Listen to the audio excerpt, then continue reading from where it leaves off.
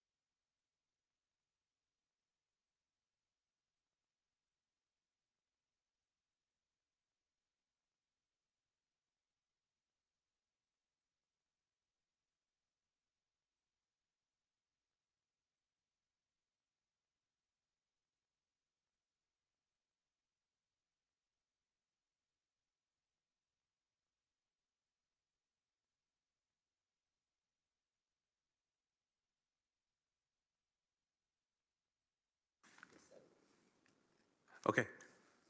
Through the chair, I think we can begin.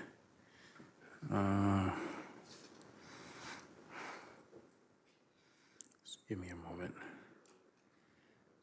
Start my-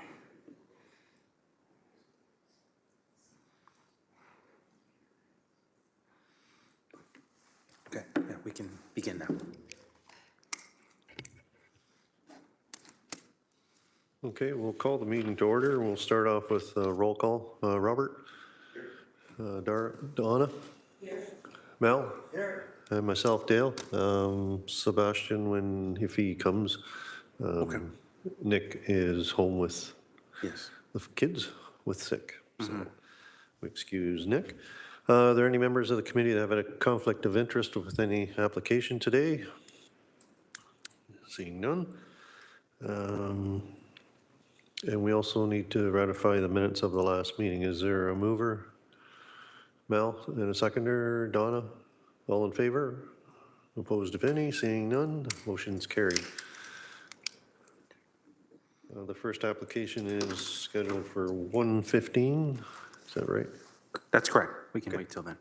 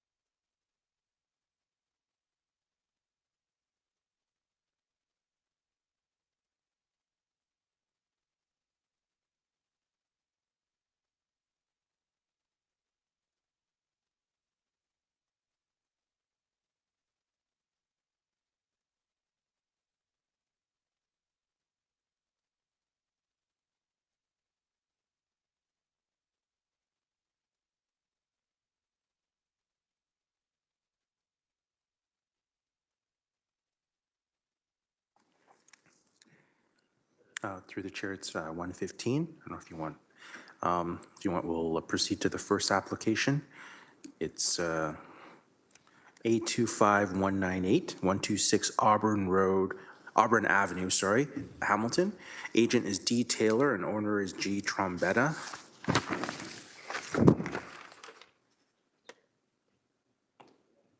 We had an interested party, Wanda Summerfield. However, I believe she indicated she will not be speaking here, and she just provided written comments. Just want to raise her name here, just in case. Wanda Summerfield. Okay, is there any other members of the public who wish to speak on this application? 126 Auburn Avenue, Hamilton. Okay, seeing none, I will ask the applicant or agent to please step forward. Please provide your name and address, and you have 5 minutes to speak. Thank you.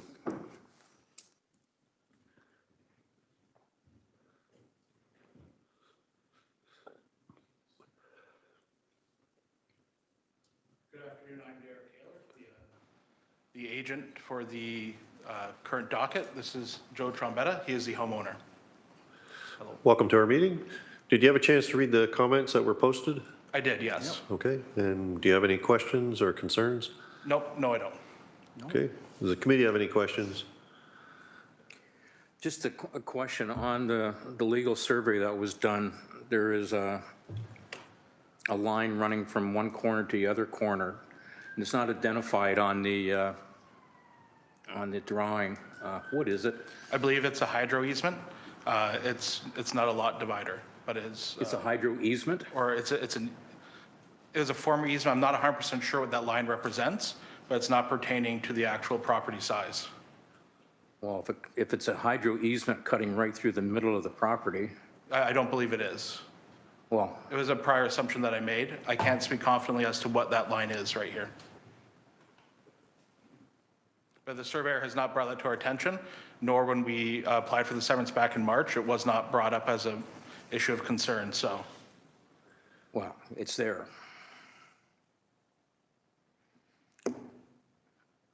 How can you have a development property to put a house on it with a easement through the middle of it?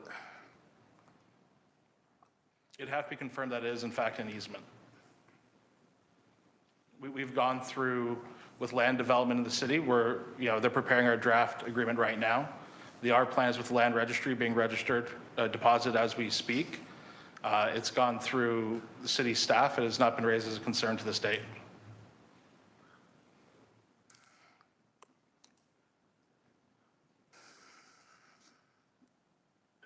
Are there any other members with questions? Is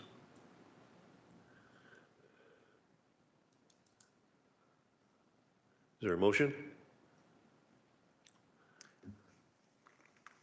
This here was passed before, as far as the severances for the lots, right? This is the size of the lot we're looking at right now. That's correct, yeah. It's to do with retained lands. And in my presentation, I'll describe the issue at hand.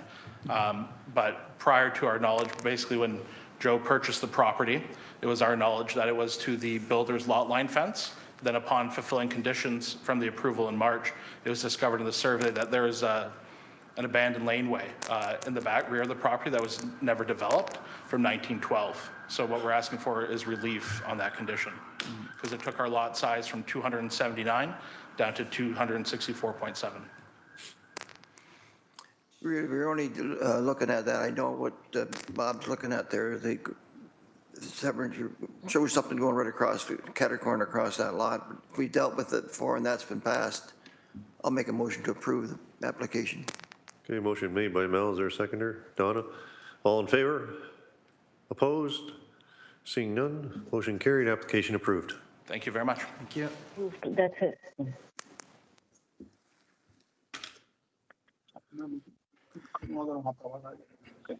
Okay, we'll wait till 1:20 to hear the next application.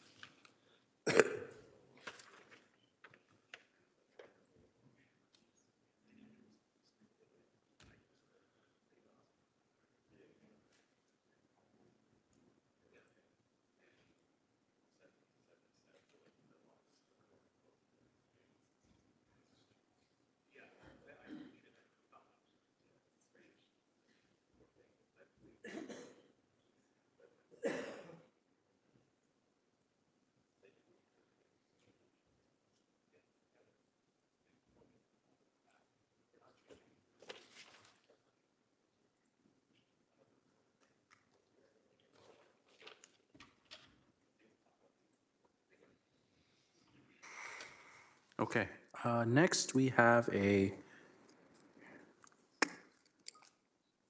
minor variance application, A25235, 204 Parkdale Avenue, South Hamilton, and the owner is apologize if I mispronounced your name, T. Ma Crescenciana. Just to, let me just see.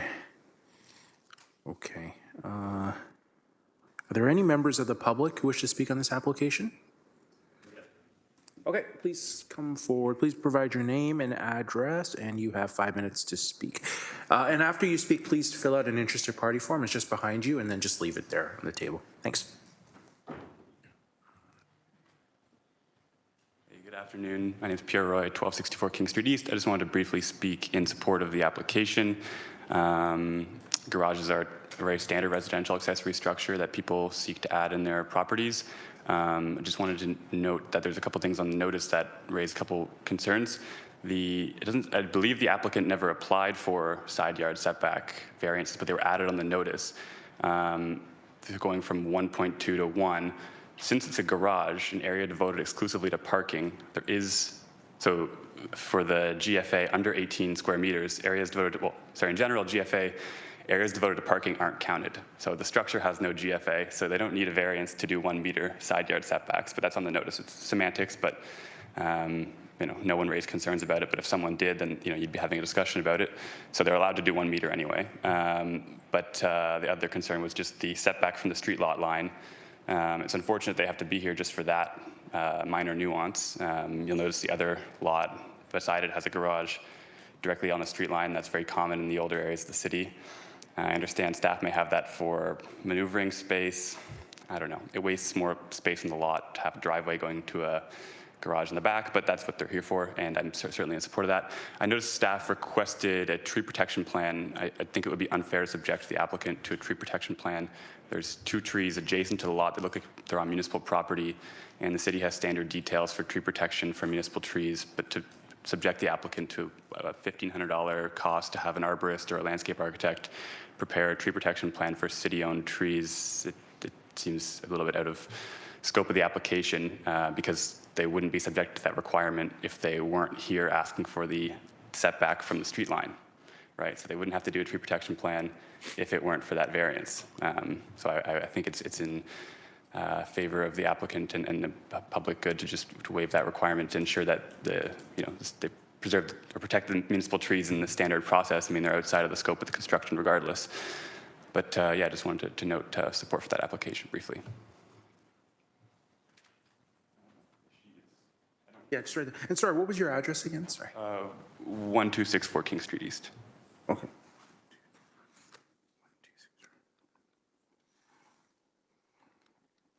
Was there any other members of the public who wish to speak on this application? Okay. Can I ask the applicant or agent please step forward? Just want to make a note to the committee first is that we did receive the sign posting photos today. However, the Committee of Adjustment here, we do have a policy relating to the sign posting. I believe the sign was posted on the window when we do request it be placed on a stake closer to the street or the road. But we just received it today. And I'll leave that to the committee if they wanted to address that or not. But just wanted to just make a note of that. Yeah, applicant or agent, please step forward. Please provide your name and address, and you have 5 minutes to speak. Thank you.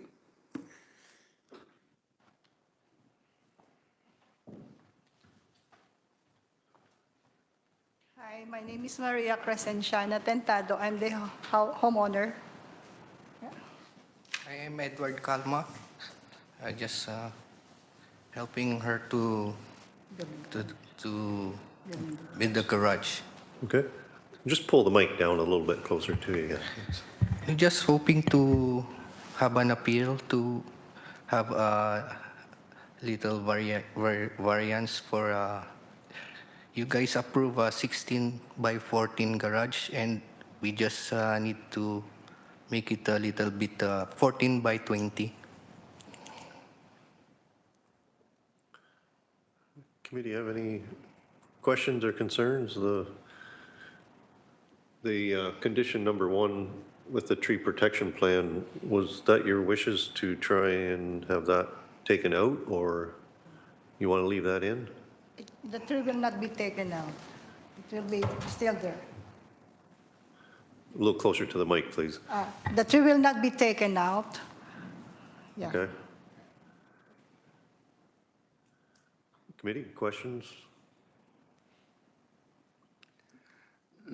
Make a motion to approve the application, the variances, including the conditions and the notes. Okay, is there a seconder? Donna, all in favor? Opposed? Seeing none? Motion carried, application approved. Thank you.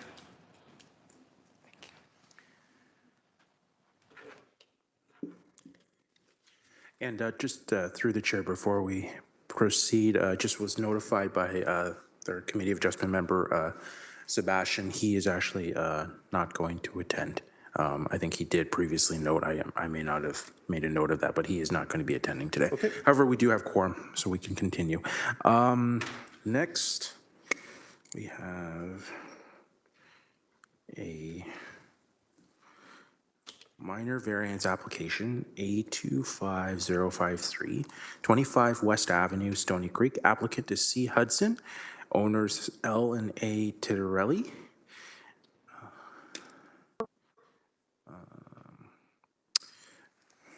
Is there any members of the public who wish to speak on this application? Okay, seeing none, I'll ask the applicant or agent to please step forward. Please provide your name and address, and you have 5 minutes to speak. Thank you. Okay, my name's Christina. This is Mike. We are acting as the agents on behalf of Adam and Laura.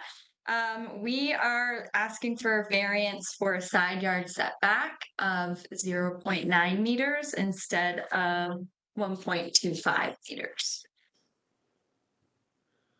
This is our second time that we've asked, and I apologize for the delay since the last time we had asked for 2 side yards, both side yards to be set back. And we did ask for increase on lot coverage. We've since dropped that, and we've just went for the one of 0.9 on one side, so. Okay. Committee members, questions? Motion? Make a motion to approve the application with the proposed conditions and notes. Okay, is there a seconder? Mel, all in favor? Opposed? Seeing none? Motion carried, application approved. Thank you. Thank you. And our next application is scheduled to be heard at 1:30, so we'll just wait. We'll wait a brief moment, and we'll hear that one next. Thanks.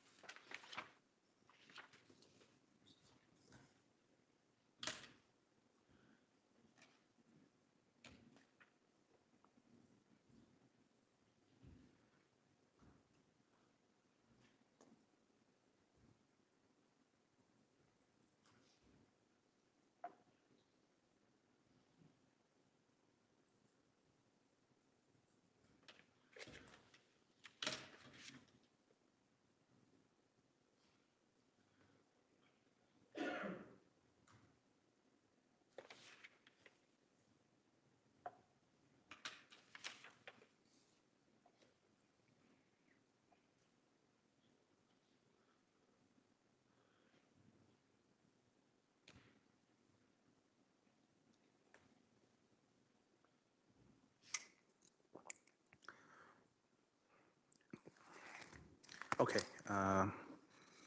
now 1:30 p.m. Now we're proceeding to the next application, A25245.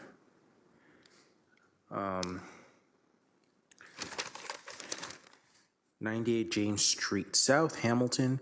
Agent is AJ Clark and Associates Limited, R Ferrari. Owner is it's a numbered company. It's a under company here, Hamilton 98 LP, Hamilton 98 GP Incorporated. Do we have any members of the public who wish to speak on this application? Okay, seeing none, I will ask the applicant or agent to please step forward. Please provide your name and address, and you have 5 minutes to speak. Thank you. Okay. Good afternoon, members of committee.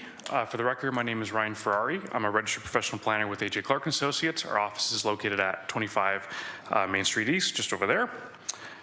Committee members, what I will do is I'll just give you a very, very brief list of housekeeping items.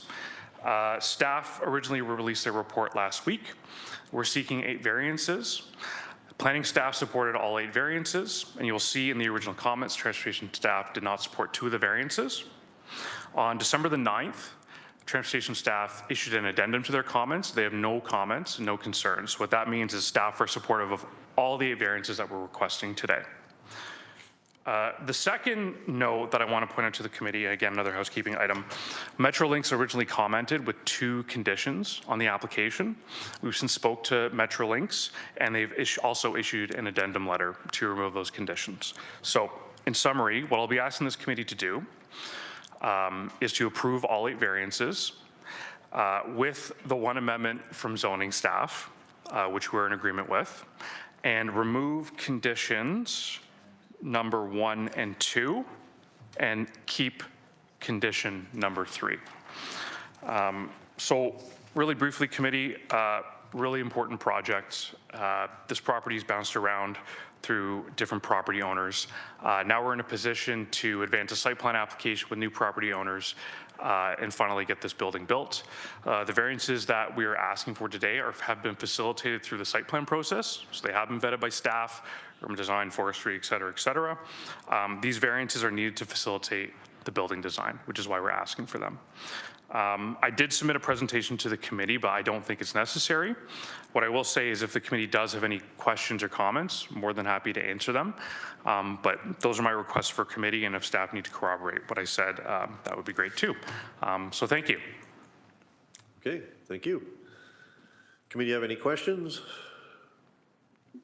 So variances or conditions 1 and 2 be eliminated and maintain number 3.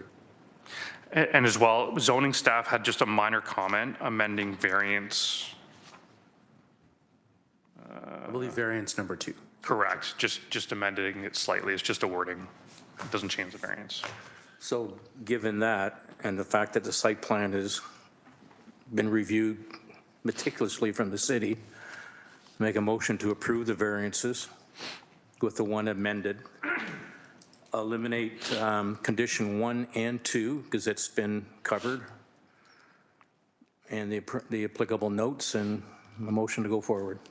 Okay, seconder. Mel, all in favor? Opposed? Seeing none, motion carried, application approved. Thank you, committee. Merry Christmas.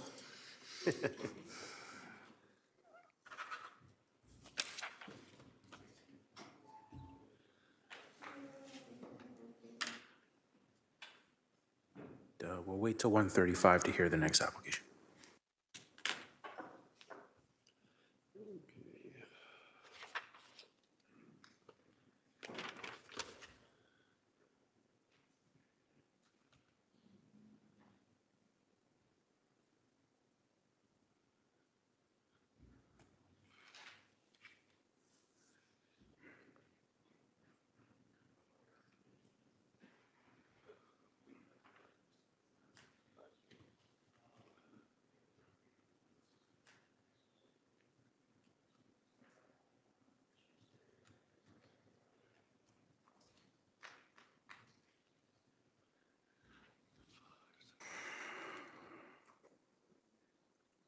Okay.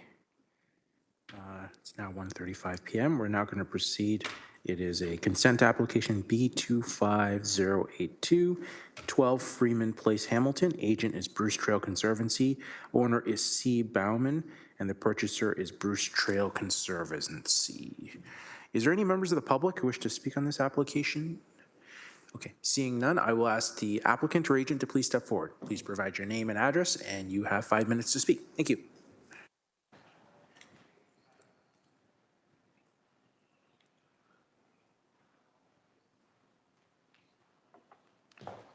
Good afternoon, members of the committee. My name is Joel Swagerman, and our offices are at 50 Head Street in Dundas. I'll speak briefly to the report, which I think is pretty self-explanatory, but I will be asking respectfully that condition number 3 be removed. I want to be clear with one core point. This is not a development application. It creates no new building lot, no servicing demand, and no municipal burden to the city of Hamilton. It's a technical severance to secure the Bruce Trail optimum route and protect sensitive Niagara Escarpment lands. So we believe that condition number 3 is not necessary in this case. But that's everything I have for you. So thank you. Okay. Committee have any questions, concerns with eliminating variance 3? If you're okay with the rest of the conditions, I'll make a motion to approve the application, removing the condition number 3 and leaving the rest of the other 4 in. Seconder? Robert, all in favor? Opposed? Seeing none, motion carried, application approved. Thank you.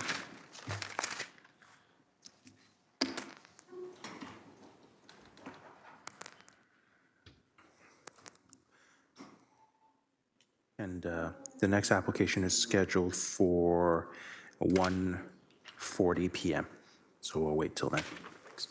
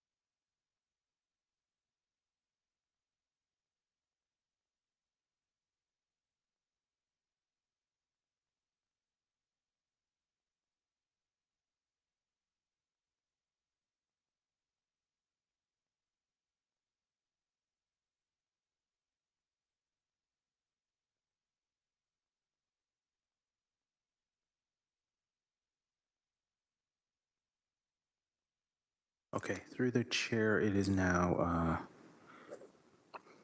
1:40 p.m. And we had a minor variance application here, A25238, 360 Cannon Street East, Hamilton.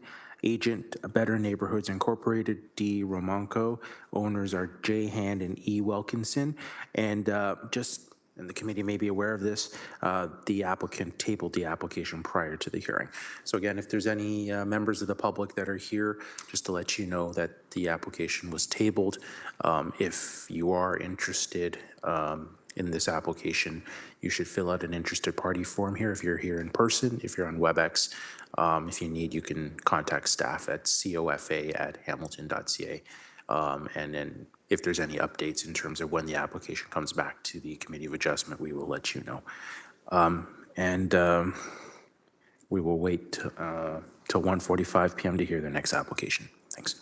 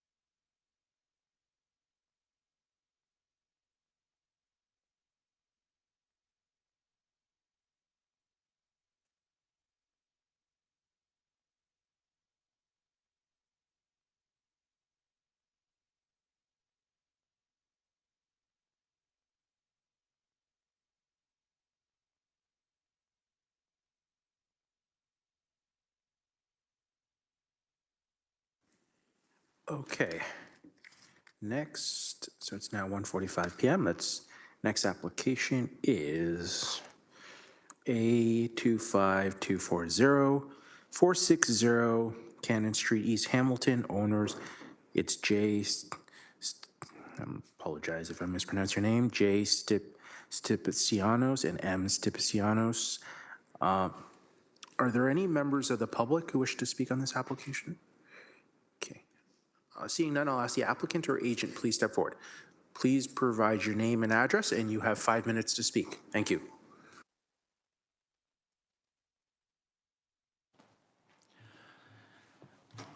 Good afternoon, staff. My name is John Stipsianos. I'm the owner of 4460 Cannon Street East. I'm here to ask for a minor variance for a setback requirement that the city wants 3 meters from the property line. The property is a flank lot, and by having the, I'm asking for a 0 meter setback to be in line with the house. And there's still 6 feet to the sidewalk and an additional 3 feet to the road, so 9 feet before the entrance of the car. It has existing 9-ramp driveway, and we're looking to enter from the street side on Adam Street, and that's it. And on the rear of the yard, in the plans and everything, there's a hydro pole, so we cannot go from the alleyway. There's an alleyway in behind, so there's a hydro pole there, and that's why they already have the existing nine ramps. So that's why I'd like to come off of Adam Street, and that's it. Sorry, thank you. Okay, thank you. Obviously, you must have read the comments that were posted. The recommendation is to table it so that zoning can get a little better picture on the right-of-way to make sure that it's not encroaching on the right-of-way, the public right-of-way. Yeah, it's not encroaching because it's, as I said, it's 6 feet to the sidewalk and 9 feet to the road. So there's no encroachment. So the building, the garage will be built in line with the homes, just like the other homes. All the homes on Adam Street, they're all 6 feet back, and with their eave troughs and whatever how the homes are, that's exactly what I'm asking for the garage to be built, because to go back 3 meters from only the side of the sidewalk of the flank lot, all other directions are I'm not asking. Everything is fine from the back, from the west and the south and the north. It's just the east with the existing 9-ramp driveway. So the encroachment is. There wouldn't be no encroachment at all. It would be exactly how the home is, no encroachment. Okay. Committee. Questions, concerns? Donna?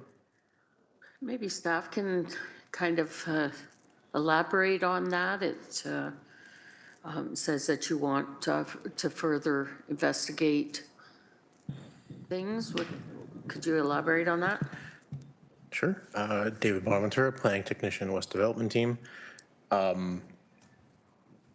So with regards to the encroachment variance 2 specifically, that is as shown on the site plan submitted and kind of also reflected in our GIS mapping. The position of the existing house, if it's matching that, it's effectively a 0 meter setback, and that's reflected in the variance. If there are eaves or eaves troughs or projecting off the front of the new garage, they will encroach into city property. If that happens, zoning's comment that an eaves or an encroachment agreement would be required would be accurate, but the site plan does show that there's, for example, a 1.2 meter setback from the western property line. And if it was, for example, moved back 1 foot, 0.3 meters, that might provide sufficient separation from the property line with Adam Street, from the flankage lot line, that the eaves won't project. And there could be other revisions or considerations to address the transportation safety concerns that they raise as well, that we share, whether it's with regards to pedestrians or traffic on Adam Street. It's 6 feet to the sidewalk, so it doesn't touch. So just to be certain, clear, the sidewalk is not your property line. The sidewalk's within the right of way. The property line is It's 6 feet, so I'm saying it's 6 feet to the sidewalk. Sorry, just let the sorry. staff member respond, and then that's fine, afterwards, no if problem. there's any more questions that the committee can ask you. And Thank the you. garage does not, the way the garage, in the plans, there is no eave trough on the front, so there will be no eave trough, there will be no encroachment. It'll be No, in excuse line. me, sir. The staff member is speaking. Let him speak sorry, first, okay. and then afterwards, if the committee wants, they can ask you some follow-up questions. Thank you. Okay, thank you. Even if there, to be clear, even if there was no eaves troughs encroaching into the right-of-way, we would still want some setback from the property line just to prevent any future conflicts. Like, errors do happen in construction, for example, whether it's a single inch or half a foot or 0.3 meters or whatever the case might be. So having some buffer just helps avoid issues such as that, whether it's in terms of the eaves or the footprint of the building itself. So staff's recommendation still remains the table so that some revisions or considerations can be addressed. And that's where we sit. Sorry. So what would be a compromise for the setbacks? Because the flankage is 3 meters and the 6 meters for the street line. What So- would be a, As noted in transportation's comments, they do mention, at least as one example, installing something like a mirror that can give vision for any car kind of backing out so that they could have vision for pedestrians. If there's, as I mentioned, for the setback, we typically don't want anything less than 0.9 meters between a lot line and a structure. And given the size and shape of the property, 0.9 meters would represent a compromise that staff would be willing to see. And it would give a bit more room from the flankage lot line it would help ease some of the concerns, and further discussions can be had between staff, including transportation staff, about ways to mitigate concerns for traffic safety. okay, so your suggestion is to table it so that you can look into these and work with the owner to get those things into, okay, thank you. So just to make it clear for the applicant, so just the sidewalk may not be the frontage line of the lot. It could be a bit further back behind that sidewalk. So the sidewalk isn't necessarily the lot line for your lot. No, so the lot line to the sidewalk is 6 feet. That's the property. That's the city of Hamilton. That's what they own. From the lot line to the sidewalk is 6 feet. That's the city's property. Okay, And so that's why I'm saying I'm 6 feet to the sidewalk on city's property, entering, and then another 3 feet for the sidewalk. So 9 feet before I enter the garage. Now, the garage, if we make the garage 0.9 meters smaller, I cannot put the car in. The car, it needs 18 feet is like a minimum for like an average car. So if you're asking 0.9 meters, that's another 3 feet, 15 feet. The car won't fit to close the door.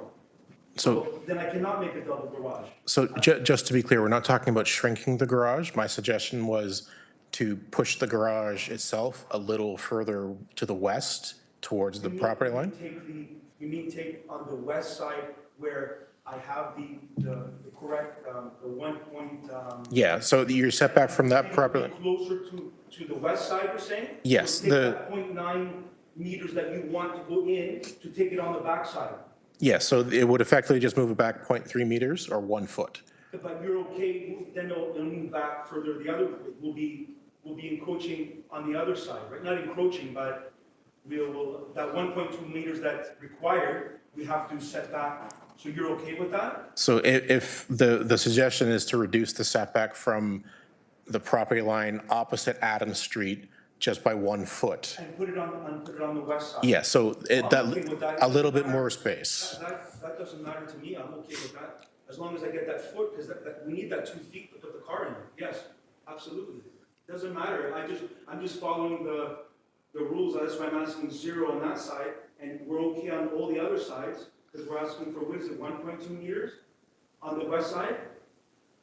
Yes, accessory structures typically require 1.2 meter. Want to go 0.9 meters back, then we're gonna leave only 0.4 meters on the west side. No. The suggestion is to go back 0.3 meters. So the setback itself is 0.9 meters. We typically view 0.9 meters or 3 feet as an absolute minimum for engineering purposes. So I think that's why, the recommendation is to table so that you and planning are on the same page and you know exactly what you need to be. Because if we okay a certain condition today, it may be confusing between you and planning, and we wouldn't want you building something and then finding out that you might have to take it down or whatever, so. I just see it that if all the homes and all the things that are built, I just think the same way, there won't be no error in building, because it has to be 100%. Whoever does it, 100% to the inch. Yeah. So that's why that error that we're talking about, it's going to be 6 inches or 12, it can't be. You get the tape measure and it has to be right there. It has to be built exactly where it's got to be built. So that's why I'm just asking for the 0. If you want to go back a little bit and we can talk about that, to me, it doesn't matter if it goes back like 6 inches back and we're on the back side on the west side. That doesn't matter as long as I get that, the feet that required to put the garage in, exactly what, we made the plans. So Okay. that's it then. Committee member, Robert? I think right now there's a lot of information being back and forth from yourself and the planning department. And I think it's in your best interest to have this tabled, that you have to make that decision to table it. And that gives you an opportunity to sit down with them and get exactly what they expect to meet your expectations. And then you'd come back a second time, we'd have a drawing done up that's clear, concise, exactly that makes you happy, makes them happy, we can drive on. But you need to table, it strongly suggests that you table this application to allow them to work with you to come up with a final proposal. So my question is that, is this going to cost more, like additional fees in order to table this? Like, because I'm not understanding this, the process, because I'm here today, I did all the drawings exactly to what I want, and now, but by tabling, is there added cost to this? That's my question. To the secretary. Through the chair, if an application is tabled, it may require, we do need to recirculate the application to all the different departments for them to review again. And there could be a recirculation fee. It's usually around $200-300, something like that. Yeah. But in my application of having, you're not comfortable, you want to go back, you're worried about me encroaching a little bit more than in case of error, but I'm telling you that it's going to be built exactly, or it gets torn down, like, or it gets stopped, you know what I mean? I'm okay with that because it has to be done exactly what the plan says. So that's why I don't want to furthermore to spend more money, and we want to do the right thing. But that's what I'm asking here. So the answer is no, right? You're not comfortable because of error? Is it just because of error? Because there won't be no error. It'll be right exactly where it's supposed to be. So what you're saying is you don't want to table it, you want us to make a decision today? Well, the thing is that what I feel is that, they're not comfortable. I guess for $200-300, if that's what the cost is, then yes, we'll table it so everybody's in a relaxed state, because I don't want nobody to say no because we're not feeling comfortable, because I want to build this. And we're talking about 0.3 meters. So we're not talking a lot here. So it costs so much money to build a garage, now for $300 to sit down and talk about it. So I guess that's what we'll have to do then, to be fair. So I make a motion to table the application. Okay, seconded by Mal. All in favor? Opposed? Seeing none. Motion carried. Motion is tabled. Thank you. And to the applicant, we'll be in touch with you shortly on how to proceed. Okay, thanks. All right then. And one question, so when we table this, how long does it take before we come back here and Through the chair, it's really up to you. If you want, my business card is over there. If you want, you can call or email me after, and I can talk to you more about it. Okay? Yeah, and I can explain the process too. Yeah, I think my business card is there. Yeah. Call or email, or you can even come in to the 5th floor during our regular office hours, and I can speak to you. Yeah, sure. Are we talking like a month, you know? Again, Roughly? that's more the process. We don't usually talk about it here, but it's really up to you how fast you get everything back to us, and then we'll be able to get you back onto another hearing. Yeah, okay, I Yeah. have everything. It's We just meet, about- we meet every month, we meet monthly, so we try to accommodate people as best as Okay, we can. great. Okay, All right, thanks. Thank you.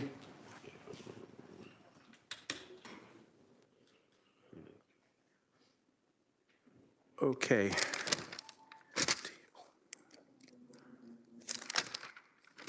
Okay, next we have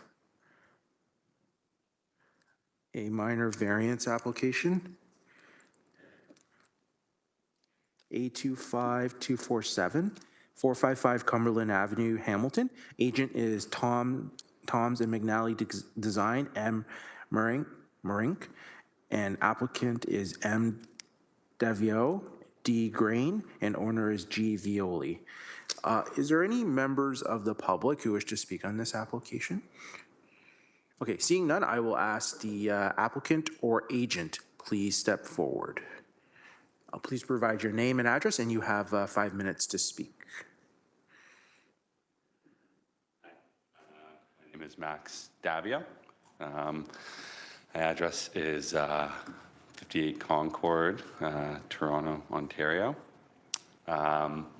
So my agent, Graham, will speak to more of the technical elements. I'll just give a little bit of history of our business. So Deer Grain is a sourdough bread bakery. We got our start in 2017, operating out of the Detour Cafe in Dundas. We started with one baker, making 30 to 40 loaves a day. And over time, we built a following in that community and grown it steadily. So we, in 2020, we moved to a larger space at Bay and Vine Street, 103 Vine Street. At that location, we have some lease risk. Our landlord effectively has a termination right on our lease going forward, so we had to begin planning and looking for a new home. So over the past year, we've looked all over Hamilton because it's a bakery, and you need to invest in leaseholds. Our preference is to buy something, not lease something, and also to have a long-term home in Hamilton. So we're going to be keeping our existing store at Bay and Vine, but we need a new space to bake bread for that store, our store in Dundas.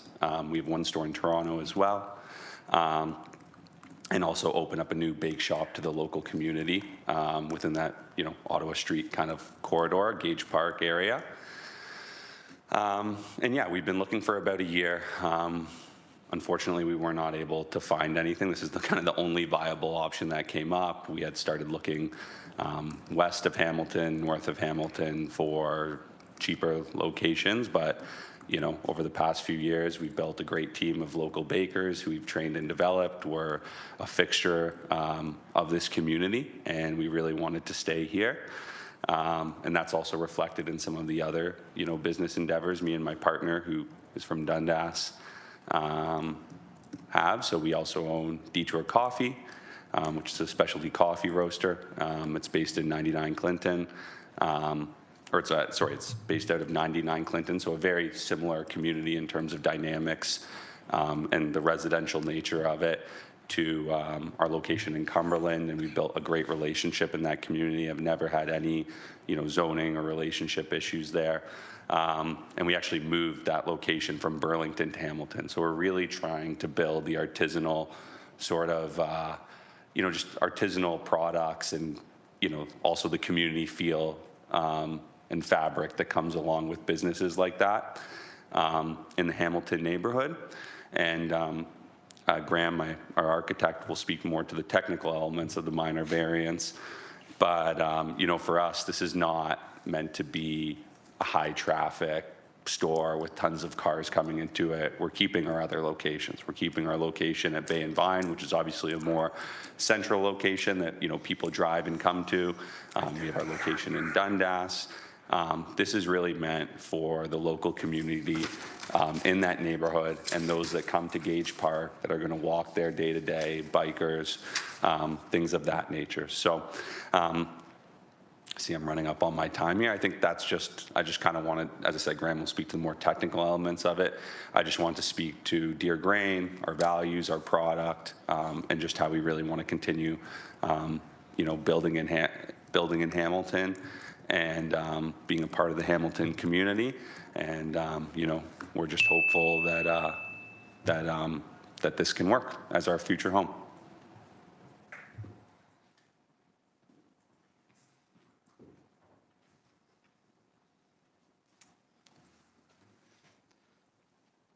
Hi there. My name is Graham McNally, architect at Tom's McNally Design. I wanted Max to speak. He speaks more eloquently than I can about Deer Grain and their history in the community. What I do know, as Max alluded, is the zoning and the planning side of this. So when Max first called me out to this property and we went and toured, it looked perfect. It's a small industrial building. It has currently a laundromat operating in it. It's been there for years and years. And when I looked up the zoning and found that it was LMR2, my heart fell, because that is a zoning that is from the 60s or 70s and very, very, very restrictive in that it only allows the existing continued use or residential. So we've undertaken this minor variance approach and gotten some history on the property, understanding now with support from staff that there were 2 minor variances for use previously approved. One was in, I think, 1980 something, and one was in the 90s. It's in the staff comments there. But I think more importantly, let's say, is the 4 tests that we talk about for the minor variance. We feel that this neighborhood business, this neighborhood bakery and store is in keeping with the official plan, and staff supported that same interpretation. In terms of minor, we are not changing the facade of the building. The building is going to remain exactly as it is. It's the interior guts. It's going to get a bakery and have the public laundromat converted into the retail store.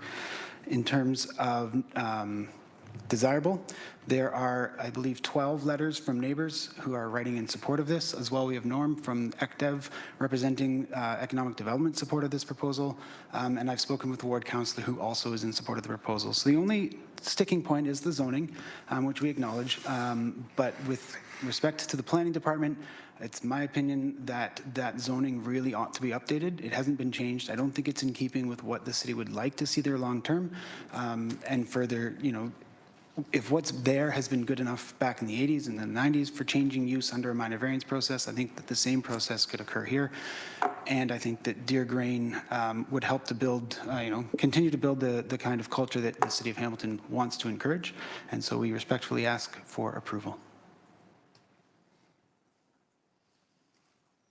Okay, thank you. Committee members. Concerns? Can I hear from the planning department, we plan on denying that application? Give us more information on that. Through the chair to the committee member, did you have any specific questions regarding comments? Thank you, Jerry. About the parking, one of the big things. Our concerns with the parking mostly line up with comments from transportation planning staff as well. We do have some concerns about the lack of maneuvering space and on-site parking, while understanding that that is reflecting the existing conditions. But the introduction of a bakery and retail use the concern is that it would draw in essentially more attention and more parking demand, where there is essentially no on-street parking, even temporarily. I believe the closest parking spaces were by permit parking only, and most of the rest of Cumberland Avenue is either no parking or no stopping. So there was some concern regarding the supply of parking and the lack of maneuvering space in terms of the parking variances.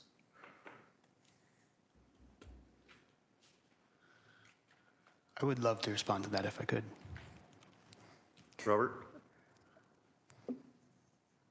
I think there's an issue here with, as has been discussed, with parking. If it's going to be a retail outlet, granted, there's going to be a bakery to feed your other stores. I get it, understand that, but that's another issue. The parking for retail, there isn't any. Because if you look at the front of the building, there's X number of feet of asphalt, and then there's the sidewalk. And as has been noted in the comments from the staff, that you cannot have any egress onto a sidewalk from the parking. So theoretically, there is no parking across the front. Second of all, too, you have a hydro pole right in the middle of it, which doesn't help any either. So there's a big concern with parking and coming and going, and there's only parking on one side of the street. And there's really no other options, with the major alley behind being a thoroughfare, and the other tenant on the other side where the fence and there's new asphalt down for a parking lot there, you can't include that. So unfortunately, parking is, in my opinion, a very big concern. What's going to happen to the neighborhood with parking, et cetera, et cetera. Yes, there is some across the street, but I was there one afternoon and it was full, just from the residential or visitors, wherever they were from. I know there's a parking lot this side of the condos or the townhouses next door. So after going through all the comments from staff, over and above, a bakery is not an approved use. And I know you picked up on the archaic zoning there, but at the same token, we can only deal with what's presented to us and what's current. And I don't know, I think right now we'd have to side with the staff to deny the applications, all the variances. And I'll make a motion to that effect. I just want to give them one more opportunity if they had any other concerns. So I think Max can probably speak to their Bay and Vine location right now is another urban building with no parking lot. Given that we are, we're sort of in a downtown neighborhood, not every building can be blessed with parking in front of it. I think the intention for the retail is for a neighborhood focus, so it would be my expectation that people would be walking from their houses in the same way that, I don't find myself driving to Detour specifically for a coffee. It's when I'm there in the neighborhood, I'd go and grab a coffee. So, I mean, Max can probably speak to what is happening at their current location, if you would like. Let me ask another question then. How many employees are going to be working in the bakery? So at a given time, it's a shift-based system. So at a given time, there could be 1 to 2, there could be 6. Today, it's the same as today. We have 2 parking spots at Bay and Vine. There's a little gate on the side there. All of our staff, big reason we chose this location is because it's accessible via transit and biking, same way as our staff access our existing space today.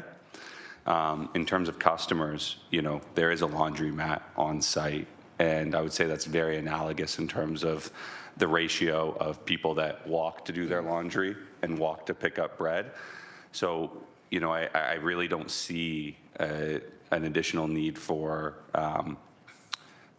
additional, whether it's staff or customers accessing via vehicle as the use today or at our bakery today. Sorry, at the use at Cumberland today, which is the same as, and we think our use will drive the same amount of car traffic. And as I said, at our unit today, it's the same dynamic, same number of staff, and same level of parking, and we've never received any complaints or issues. So, these are employees that are, don't make tons of money. Most of them bike or use public transit. So yeah, I don't know, hopefully I answer your question. I've recalled in the staff comments, there was comments about delivery trucks from Deer Grain. The loading dock for Deer Grain is actually inside the building, is a garage door, so the truck would be parking or backing into the building, so not taking up any of that forward asphalt. And sorry, and on that note, that is actually one of the incremental differences versus our space today, because our space today does not have that. Whereas we have one delivery a day usually, right? So while that garage isn't in use, it's 30 feet. You can fit two people's. Our general manager will use that as their parking space, Yeah. right? So we actually have incremental space versus today, nor do we expect it to change the car traffic of the existing owner at Cumberland today. Okay. And sorry, I said it off the top, sorry to keep going, but we also, again, we are keeping our existing locations in the Hamilton area.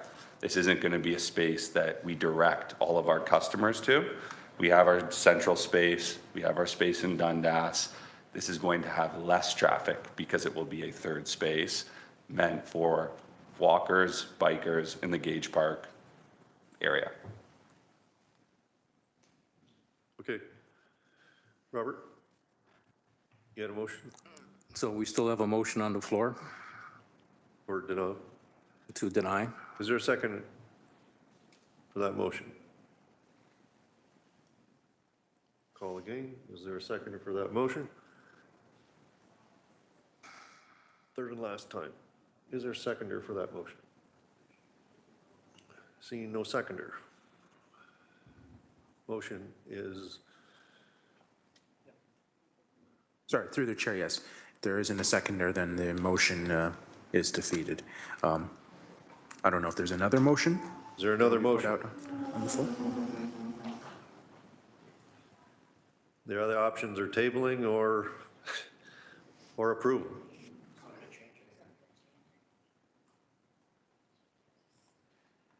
No, I was thinking about you table it, but I don't think it's going to change anything for your parking. I think that's what we're dealing with here. I mean, if the choice is denial or tabling, obviously we would choose tabling, and I would spend some time going and looking in the neighborhood and trying to do a bit of work to count how many parking spots are within, a short distance. I do know that there's some high-rise buildings on Gage there. I'm assuming those people would walk to get a coffee rather than drive. But like I say, if the choice is between denial and table, we'd certainly table, and if but I guess I don't actually know if the motion for approval was to fail. I don't know what happens at that point. So, Is there any way you could make arrangements with apartment buildings right next door there, is it? so in the public comments that were received, the neighboring property, the gentleman who's bought that building has provided a very supportive letter. I'm sure we could talk to them. Whether we could get an agreement on title, that's a different ball of wax, but I think we could certainly have a handshake agreement where if that would help the committee, we could get an arrangement. It happens to be a construction company who's moving in there. So my guess is most of his staff would be out in the field, and it would be a few office workers, and he has a significant sized parking lot there. If you could make arrangements with the apartment building over next door there where there's parking, that you could have 2 or 3 parking spaces there for your bakery, and table this and come back with that. City might be, planning department might be okay with it. Would it be the anticipation those would be on title or just a letter agreement? I think a letter would do, wouldn't it, from planning? I mean, it's probably just one area of the issues here. Yeah. Is the parking. Yep, The zoning. yeah. If they come back with, from the planning, if they come back with a letter saying we got 2 or 3 parking spots temporary for the use of the bakery, would that be okay? It would certainly go to help to address some of the parking concerns, but I think our fundamental view on variance on the use would still be that a zoning bylaw amendment will still be more appropriate. So I don't truly know if it would change anything fundamentally. I don't want to put words in planning's mouth, but, it's still against the zoning in that area. Yeah, So I know. there's probably a good chance, percentage-wise, that they still might recommend denial, but then at least it gives us a little more, something to think about if the parking is available. I mean, there is a commercial use there on the property now, that laundromat that's in operation, but you know where we're going with this, and it's your option to table. To be perfectly honest, I could probably have the neighboring owner on the phone and he could agree to a couple spots in 5 minutes, but I know that's not really the way the process works, but yeah. I have a question for planning. I see the zoning is under the old zoning bylaw 6593. Is that in the works to be being changed into 05200, or what is the, or is it to be kept under this? Through the chair to committee member, I'm not certain at the moment, so I would prefer not to speculate, but the additional designation in the old zoning bylaw, the MR2, is essentially a multiple residential zone that's meant for a form of multiple dwellings as the planned use. So is the laundromat a legal non-conforming? I don't know that answer. Okay.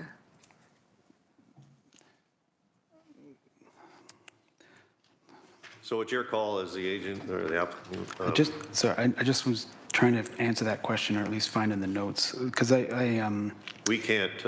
I know you can't wait for me. It's recommended that committee doesn't issue the tabling. It's kind of recommended that the applicant or the agent recommend the tabling. I think we're going to request a tabling then. Okay, so someone? I'll make a motion from the table. Okay, seconded by Donna. All in favor? Opposed? Seeing none. Motion is passed and the application is tabled. Thank you, and to the applicant, we will be contacting you in terms of for next steps and how to proceed. Thank you. Through the chair, we were supposed to have a break around now. We've passed that time. Did the committee want to take a break? I think it was, Anna, was it 5 minutes or, sorry? Or maybe 10 minutes? Okay. Yeah, why don't we take a 10-minute break and we'll come back around 2:33 p.m. Thank you.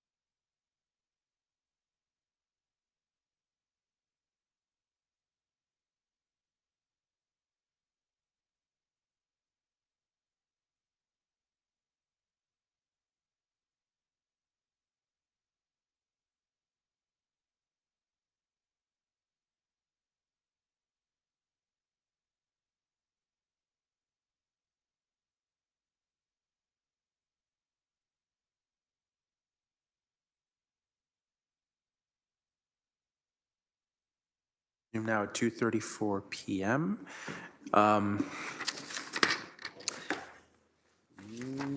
Next, we have a minor variance application, A25241, 15 Nightingale Street, Hamilton. Owner is S. Salmon.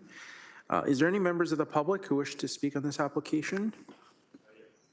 Okay, please come forward. Please provide your name and address, and you will have 5 minutes to speak. And afterwards, please fill out an interested party form just behind you and just leave it there on the table. Thanks.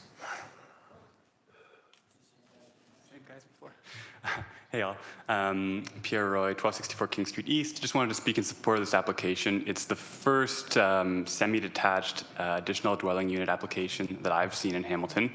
I think it's a great addition to the area and the city and the streetscape. It provides an efficient use of land, not requiring setbacks on property of land that's already containing 2 semi-detached principal structures. It's a great application of our existing ADU policies and bylaws that permit accessory residential uses, and it's a natural evolution to permit this kind of use where both properties are owned or controlled by the same applicant, and they're seeking to continue that semi-detached character into new structures. So I wanted to congratulate the applicant on coming up with such a great proposal and working with staff to get their support, which I understand that staff support the application. So I just wanted to put that out there that it's as a member of the public, I think it's a great application and a really great use for that land. So that's all. Thanks. Okay, thank you. Anyone else? Any other members of the public? Any other members of the public wish to speak on this application? Okay, seeing none, I'll ask the applicant or agent, please step forward. Please provide your name and address, and you have 5 minutes to speak.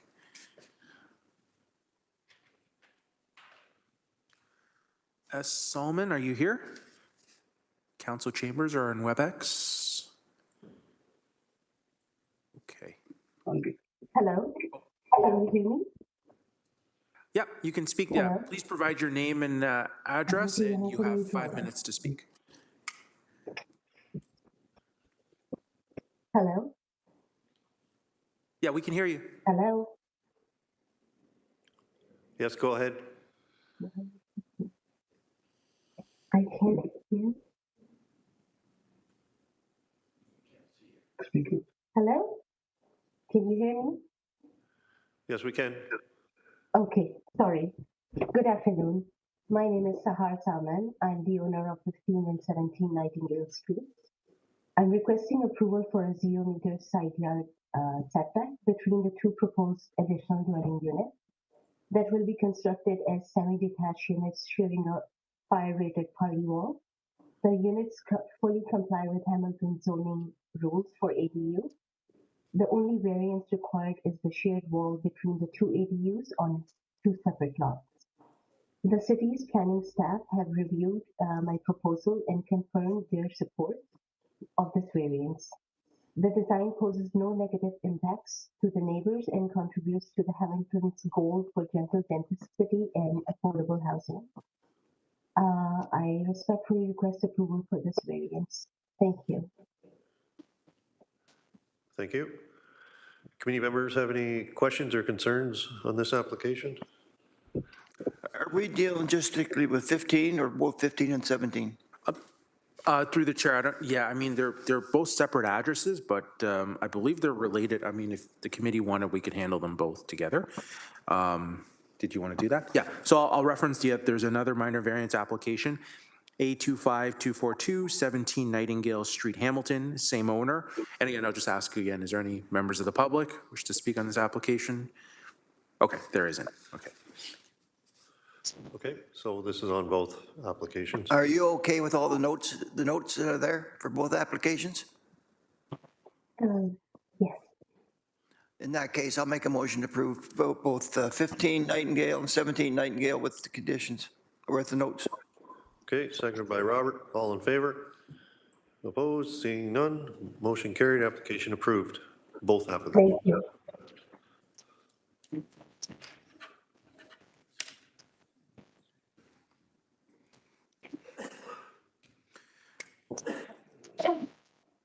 Okay, next we have a minor variance application, A25244, 1050 Upper James Street, Hamilton.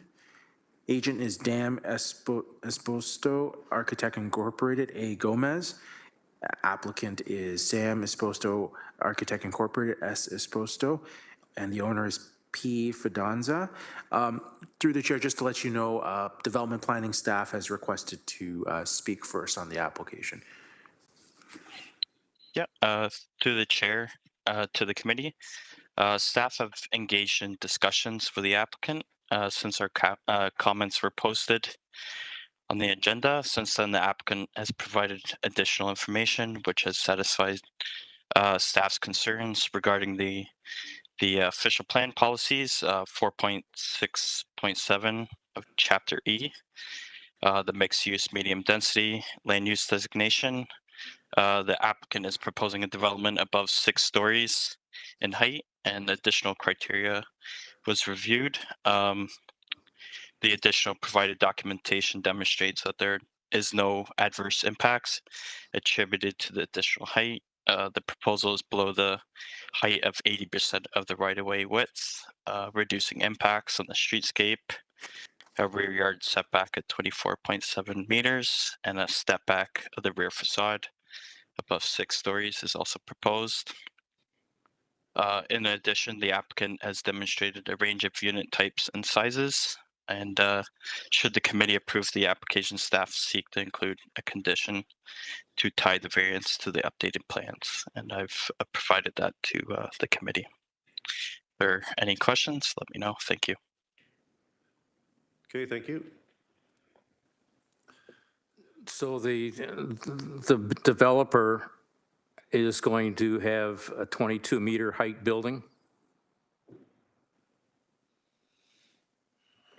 It's gone from 8 stories down to 6. So what's the maximum height?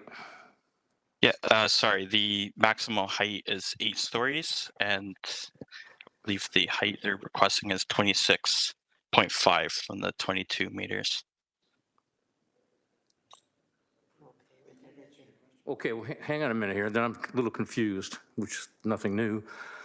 The maximum building height is 26.5 meters shall be provided instead of the maximum permitted building height of 22 meters. Yeah, so 22 meters is permitted in the zoning bylaw, and they're requesting 26.5 to the variance. And you're okay with the 26?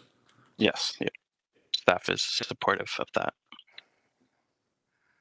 What was the original height before the negotiations you had with the developer?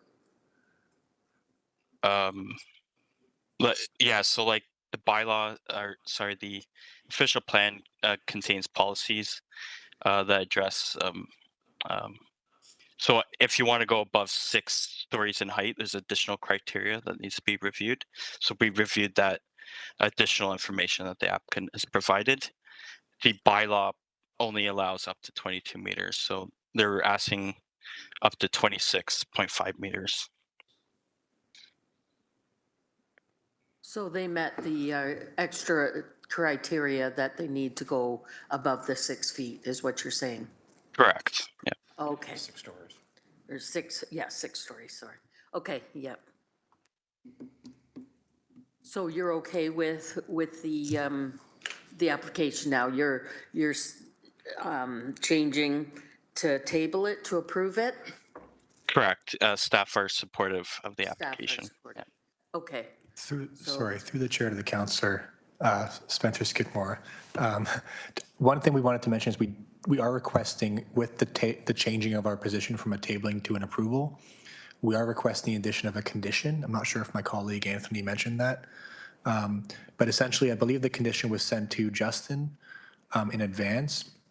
And what it does is all those things we secured through a discussion with the applicant in terms of the setback, the family size units, all of that, it would tie the approval to the drawings that were submitted, so that they actually have to provide those things when it comes to construction. Sorry for interrupting. Thank you.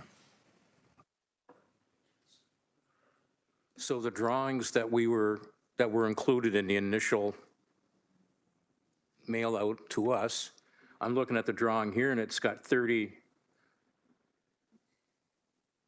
meters, 30.260 meters. Where's this number coming from if he's only asking for 26?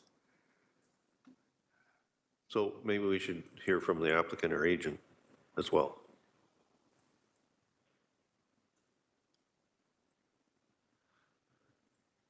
Okay, just hang on a second. Through you, Chair, this is Sam Esposito and I'm Gomez here representing the owners of this property at 1050 Upper James. Yes, I would like to provide some clarity.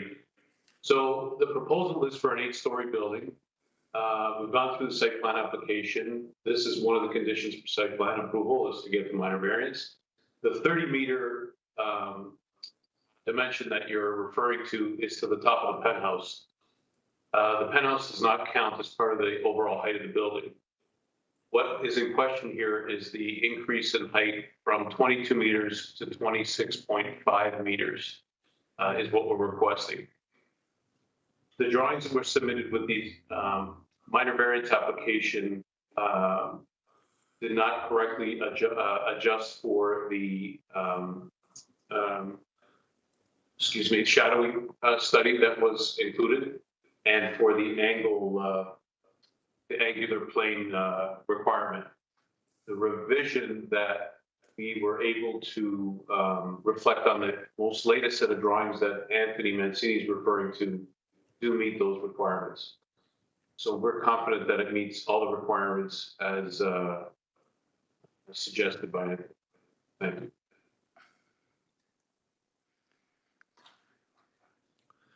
So Robert, the original number, I guess, was 30 meters. And And they, I'm still looking at it too, and They don't count this.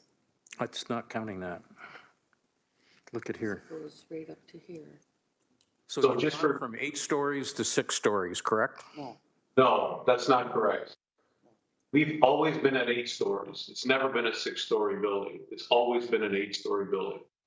30-meter dimension that you're referring to is to the top of the penthouse, the mechanical penthouse, which does not count as part of the zoning requirements in height. So please ignore that dimension. The dimension in question is the 22 meters height restriction on the site and our request to increase that to 26.5 meters. Okay, I got it now. okay, so the mechanical No, it's, penthouse or on the top will be roughly 3.5 meters. So in Through you, light Chair, of, that's correct. yeah, I'm going to put a motion forward. Through the chair, apologies, we didn't have a chance. I did want to ask, was there any members of the public who wish to speak on this application? Okay. I just wanted to ask that first. Okay, I don't believe there is any. Yeah, and- Apologies. Okay. And we've heard from planning before we've heard from the actual agent or applicant. So if the agent or applicant wishes to speak or have anything extra to say, No, through you, Chair, given the changes in our discussions with staff, we're satisfied that their recommendation move forward and they supersede the comments that were posted online. okay. Back to the committee. Donna? I'll put a motion forward to approve the application with the condition that planning has asked for. Okay. Seconded by Mel. All in favor? Opposed? Seeing none, motion carried, application approved. Thank you. Thank you, Mr. Chair.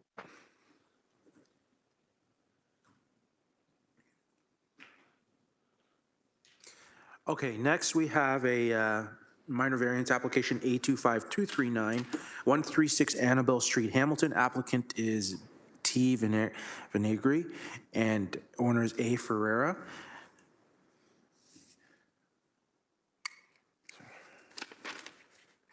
Is there any members of the public who wish to speak on this application?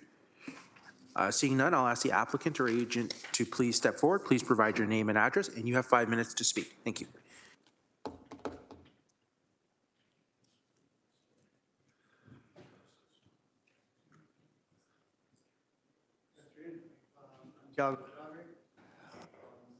Acting as the agent for my father.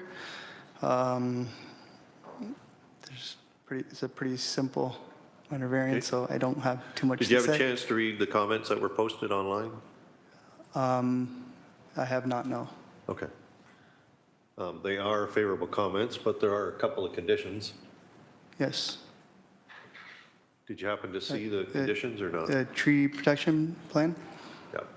Yeah, so those two trees at the front of the property would have to come down in order to shift the house over to have that driveway lane access, right? So I would compensate for those two trees Okay. on the property. And then obviously the purpose to have the driveway and the garage is essentially for storage for my parents' furniture and stuff. And So I think a combination between the tree protection plan and also landscape plan, but that they're going to go together as to, Yeah. you know, any trees being removed and then being replaced would be put on a landscape with plan. Yep. proper tree. Does the committee have any questions? Yeah, I'll make a motion to approve with the conditions. Okay. I have some comments. To the planning department, if I'm reading this drawing properly, there's going to be 3 driveways. Is that permitted? There's one existing on the side street near the back of the property.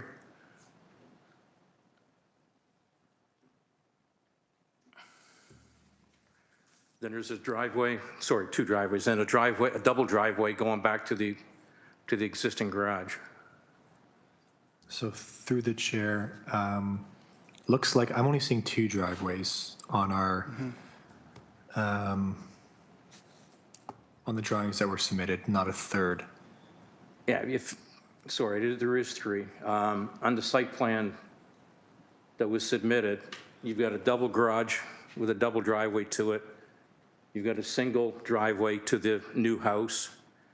And then around on Chester Ave, near the back, there's a driveway and there's a driveway cut in the curb. Yeah, there is a driveway cut in the back, yeah. And there's a double fence there that opens up, double gate. My question is 3 driveways okay? So through the chair to the committee member, so they'd be required to submit for like an access permit. Typically, they do like to limit the number of accesses for one property.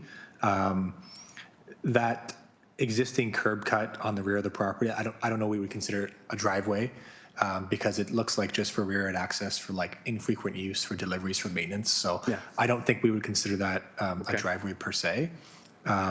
But certainly for the existing garage, and then if they did want to propose a new one, for the new dwelling, they would be subject to an access permit from our corridor management group, and they would determine whether or not it's appropriate given the location. What I suspect may happen is there may be potentially a severance in the future on this lot. That's given why the house is being positioned where it is.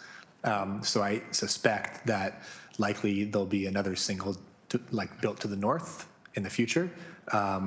And that existing detached garage may be demolished, and then that access will be reused. That hasn't been indicated by the applicant, but just reading into it, that's likely what may occur, although that's not before the committee. So that will likely resolve the issue of the dual accesses. Thank you.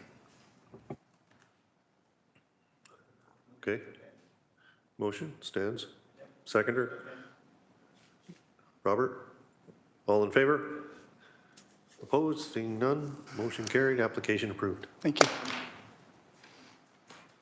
And yes, thank you. Through the chair, just to applicants or agents, typically we do send you an email, at least we do send you an email that indicates that the staff report will be, or the staff comments will be posted on our website at least a week before the hearing.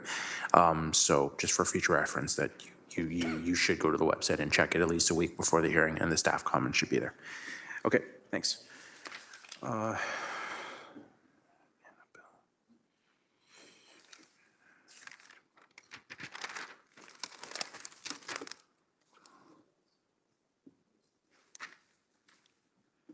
Okay, next we have a consent application, B25081, 804 Lower Lions Club Road, Ancaster. Owner is E. Bosiek and J. Bosiek, and the purchaser is Bruce Trail Conservancy. Is there any members of the public who wish to speak on this application? Okay, seeing none, I will ask the applicant or agent to please step forward. Please provide your name and address, and you have 5 minutes to speak. Thank you.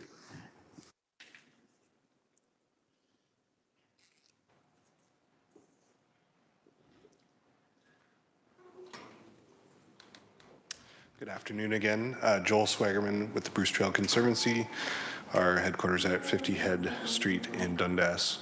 In consultation with staff earlier, we have agreed to table this application and defer it to the January 20th meeting, if that's acceptable to the committee.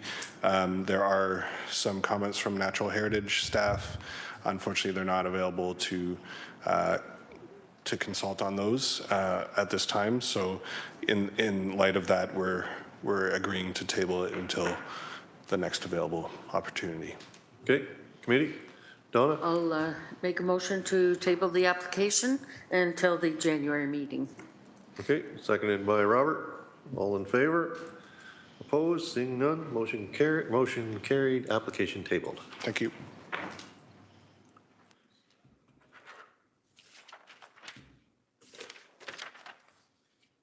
Okay, next we have a minor variance application. It's A25246, 937 Old Mohawk Road, Ancaster. Agent is Fortino Brothers Incorporated. Owner is Jay Fortino. Is there any members of the public who wish to speak on this application? Okay, seeing none, I will ask the applicant or agent to please step forward. Please provide your name and address, and you have 5 minutes to speak. Thank you.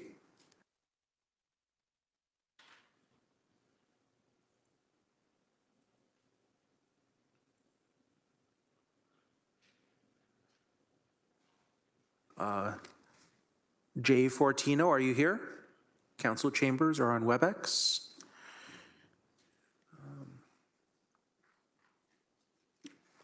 Through the chair, it doesn't appear they're here. Did the committee want us to come back to this application later, or? Of course, if the committee wanted, you could hear the application if you wanted, even if the applicant is not here. But I think staff is approved this as favorable, so could we just not put a motion forward to approve it? Okay. Put a motion forward to approve. Seconder? Seconder. Mel? All in favor? Opposed? Seeing none, motion carried, application approved. of course, the decks are. Okay, and then next we have a minor variance application, A25231, 2150 Highway 6, Flamborough, agent GSP Group Incorporated, C. Rowe, and applicant is Parkland Investments Holding Incorporated, and the committee may be aware the application has been withdrawn. Okay, if there isn't any other comments, we'll move on to the next application. So again, if there's any members of the public here, that application was withdrawn. Okay, moving on, we have a minor variance application, A25169, 29 Berry Hill Avenue, Flamborough. Agent is Jansen Consulting, A. Talukdar and J. Jansen, and the owner is H. Piper. Is there any members of the public who wish to speak on this application? Seeing none, I will ask the applicant or agent, please step forward. Please provide your name and address, and you have 5 minutes to speak. Thank you. Hello, Chair and committee members. My name is Amy Talukdar with Jansen Consulting. We are at 70 Main Street North in Campbellville, Ontario. We were back here in September for this minor variance, actually, which was approved. However, through the building permit process, it was found that the variance wasn't for the correct value for the combined lot coverage for all accessory buildings. So the variance approved in September was just for the detached garage we had brought forward. There are other existing accessory buildings on the lot, which is why we're back here to request the greater value of coverage for all accessory buildings. I've read through all staff comments. All sounds pretty good. I would like to request, though, the removal of condition 1. This condition is for archaeology for the greenfield space, but this is behind the house. The garage we're proposing is in the front, or like not considered the front yard, but in the side yard where it's in front of the greenfield space. It just, to us, doesn't seem applicable to our proposal, as we're not proposing any construction in that greenfield space. We do have the standard acknowledgement note for archaeology if we find something to have a stage 1 and et cetera done in our proposed notes from staff. If there's any questions, I'd be more than happy to answer them. Okay. To the committee, questions? Variance 1. If you're okay with the conditions that, except number 1, I'll make a motion to approve it, including conditions 2 and 3 and eliminating 1. Okay, all in favor? Robert? Robert seconded. All in favor? Opposed, seeing none. Motion carried. Application approved. Thank you.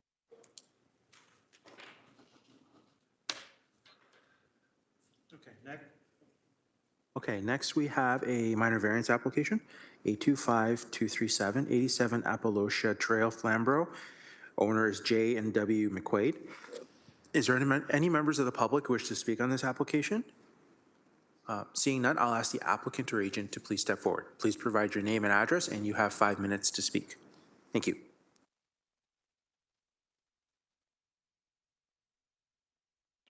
Good afternoon, Chair and committee members. Jeff McQuaid at 87 Appalachia Trail in Carlisle. As you can see, there was a prior variance applied in September 25th this year, which was approved for accessory lot coverage and a height of 6 meters. Somewhere along the way between putting in for our permits and getting this variance approved, we put a wrong number in. I'm going to take blame for that. It should have been something more like 6.7 meters, not 6.0. Hence, we're back for the 7.0 meter height variance increase. Okay, committee? Donna? Put a motion forward to approve the application with the proposed notes. Okay, seconded by Robert. All in favor? Opposed? Seeing none. Motion carried. Application approved. Okay, thank you all. Okay, next we have a minor variance application, A25248, 963 Garden Lane, Flamborough. Agent is R. Jeffries, and the owner is J, I apologize if I mispronounce the name, J. Choker and N. Choker. We do have some interested parties here, so I'm going to go through them. And again, if I mispronounce any names, please, I apologize in advance. Brad Kobldick, are you here? Brad Kobldick, you're, okay, I'll move on. Karen Bell. Karen Bell. Next, Sandra Lloyd. Sandra Lloyd. Okay, Richard Andrew. Richard Andrew. Leslie Lee. Leslie Lee. And Dean Lee. Dean Lee. Okay, I don't believe any of them are here. I can come out, I could try again later as well, but I'll ask, is there any other members of the public who wish to speak on the application? Okay, please step forward. Please provide your name and address, and you have 5 minutes to speak. After you speak, please fill out an interested party form just behind you and just leave it there. Thank you.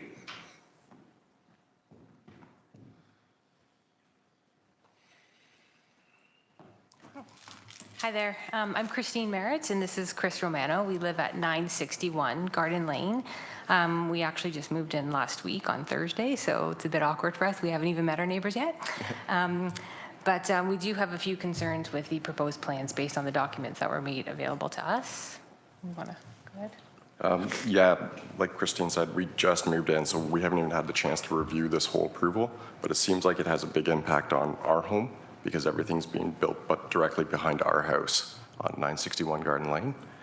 And as I know right now, the zoning of it is A1, So I don't know if that's being changed over or not. And like, I haven't had a whole chance to review everything because we kind of just saw the hearing and we're showing up now. By the sounds of it, sounds like there were some other neighbors with some concerns that didn't show. But the impact when I looked at the plan was the drive behind the home and the house like half kind of behind our backyard, which will be directly in our side of view when we're looking at our backyard. So we have some concern there.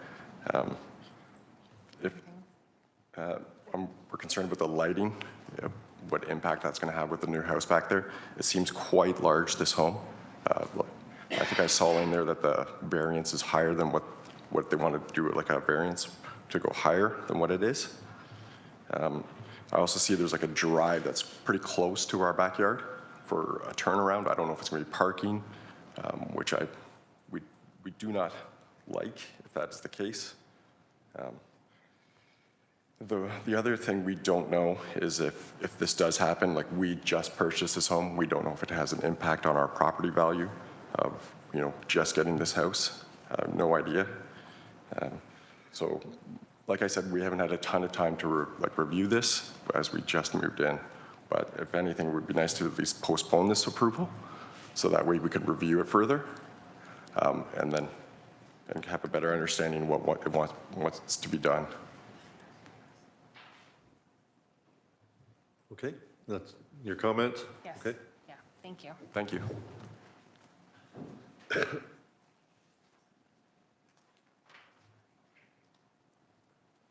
Is there any other members of the public who wish to speak? Please come forward. Please provide your name and address, and you'll have 5 minutes to speak. And again, after you speak, please fill out one of the interested party forms behind you and just leave it there. Thanks.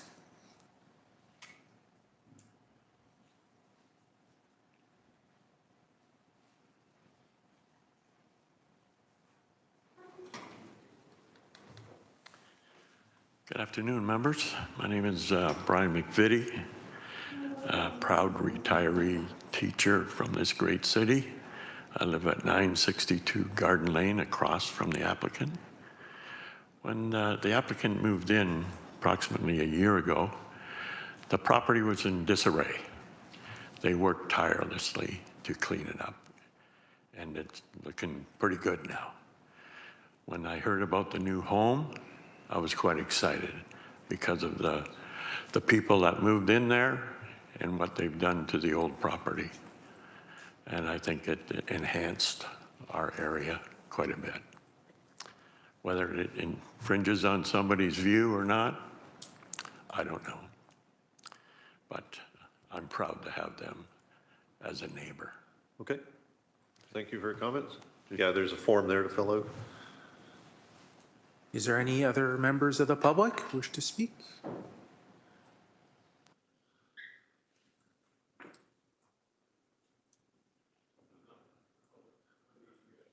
Do you want to speak on the application?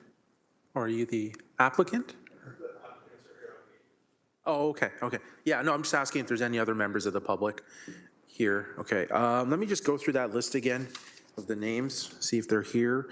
Brad Cobbledick, Karen Bell, Sandra Lloyd, Richard Andrew, Leslie Lee, or Dean Lee. Okay, I don't believe they're here. Again, thank you to the members of the public who participate. I just want to make that. I just want to make a comment. The staff are always available here to speak to the public.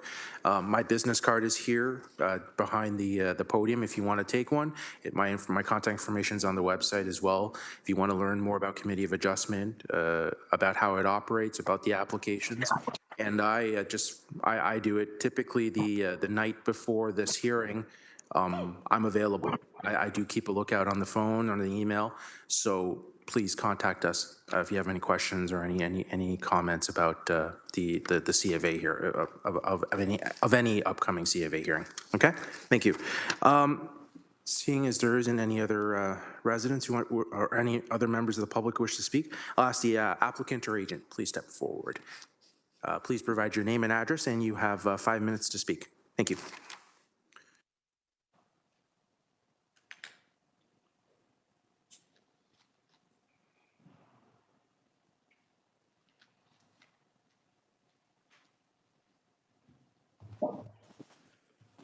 Good afternoon. Agent Rob Jeffries, 99 Bayfield Street, Barrie, Ontario. We did the first step of the process. We did a zoning review certificate. We went through that, and the two variances that are now before us have showed up in the zoning review, the height, and then the detached structure, the existing detached structure, which resulted in being a variance because it was now turned out to be in the front because the proposed building is located farther back on the property. To address the first variance, the height variance, the style of the house and the architecture of the house, we went with a ridged roof, which brought the height up. For addressing the extra height, what brought the height up.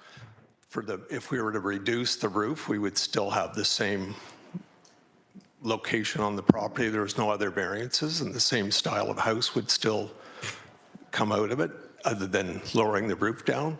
And then the second variance, located at the front of the house or the front of the property, was the existing detached accessory structure, and that again was resulted because of the location of the new building at the back. I don't know if there's any questions. And we've seen the conditions presented by the planning staff, and the homeowners are fine with the conditions, and they're here if they want to address those. How far is the house away from the lot line of? Which lot line? The existing houses that are in, let's say, in your front yard. Sorry? The front yard? Yeah. Oh.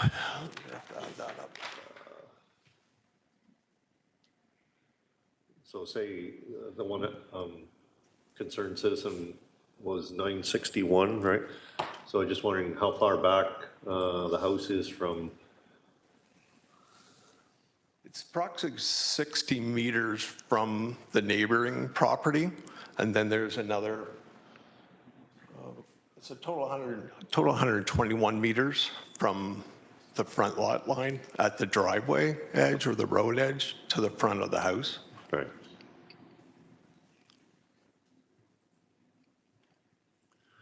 Donna? I'm going to make a motion to approve the application with the conditions. Okay. Is there a seconder? Robert? All in favor? Opposed? Seeing none, motion carried. Application approved. Thank you. Okay. I believe this is the final application for this Committee of Adjustment hearing. It's a minor variance application, A25232, 73 and 75 Hillview Street, Hamilton, owner Empress Developments Limited. Is there on this application? Okay, seeing none, I'll ask the applicant or agent, please step forward. Please provide your name and address, and you have 5 minutes to speak. Thank you.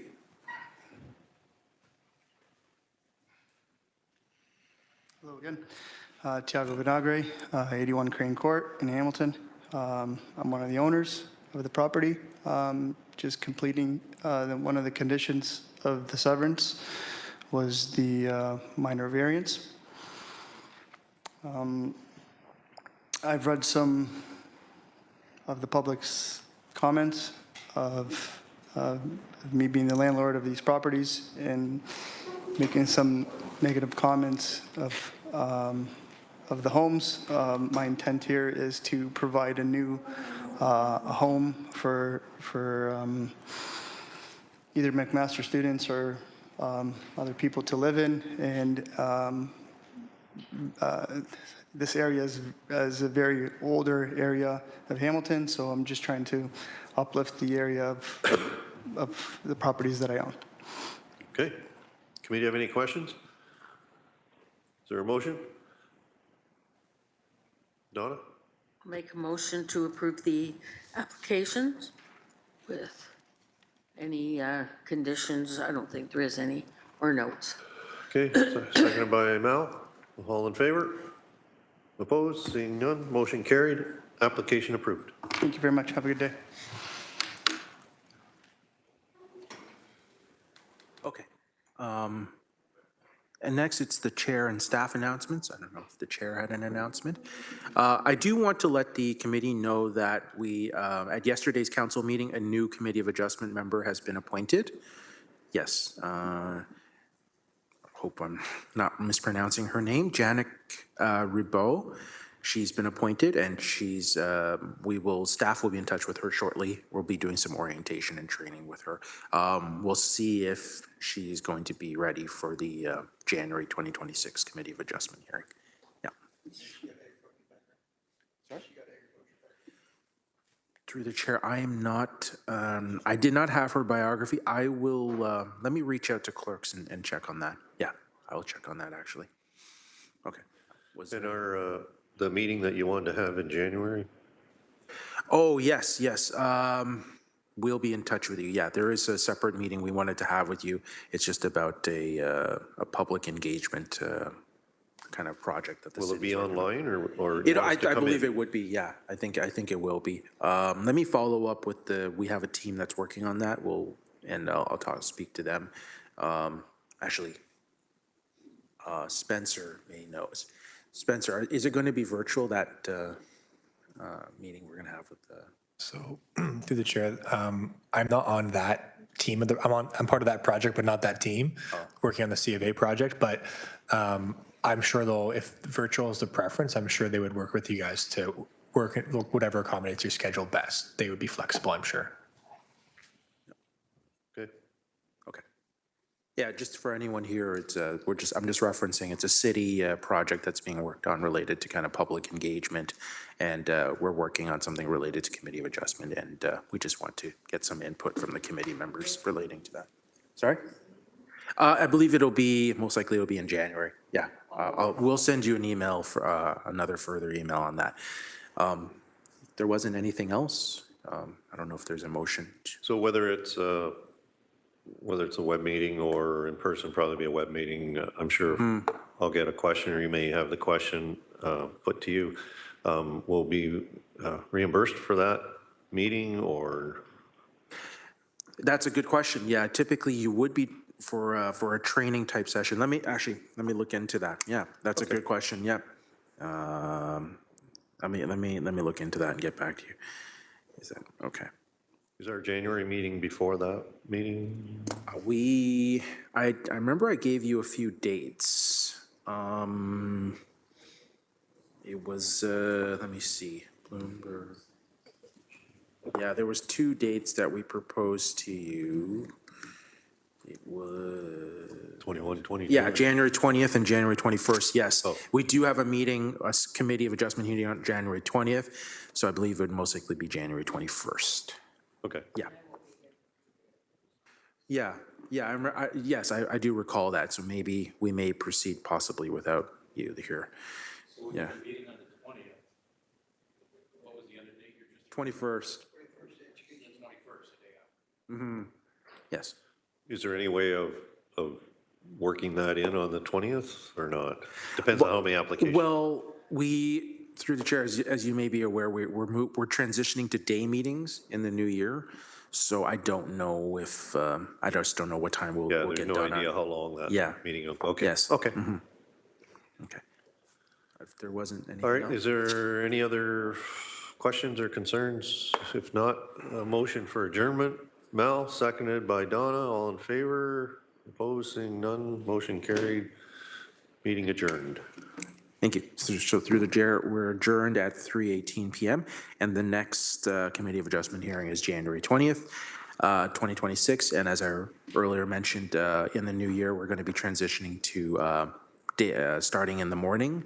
So it'll be a full day hearing, and that'll start at 9:30 a.m.